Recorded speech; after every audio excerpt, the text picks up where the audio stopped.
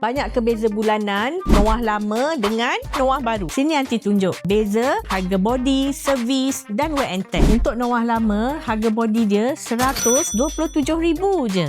Untuk Noah baru pula, harga body RM176,000 je. Insurans Noah baru RM6,200 je. Insurans Noah lama RM5,800 je. Jadi 10% Noah lama ni RM12,700 je. Untuk Noah baru pula, 10% dia RM17,600 je. Tapi yang sama untuk dua-dua ni, road tax dia RM434 je. Jadi awak nak beli Noah yang lama ni, awak kena ada RM18,900 je. Noah baru pula awak kena ada RM24,200 je. Beza dia awak kena sediakan untuk dua-dua ni RM5,300 tau. Bulanan untuk 7 tahun Noah lama ni RM1,600 je. Untuk Noah baru pula, bulanan untuk loan 7 tahun RM2,200 je. Jadi beza bulanan untuk dua-dua ni RM600 tau. Tapi jangan risau, harga untuk servis dia dua-dua ni sama je. Untuk minor servis, tukar minyak hitam, harga dia RM300 je. Untuk meja servis pula, tambah ATF, harga dia dalam RM1,000 je. Tak kisahlah awak nak ambil Noah baru ke, lama ke, harga servis tu dah termasuk label,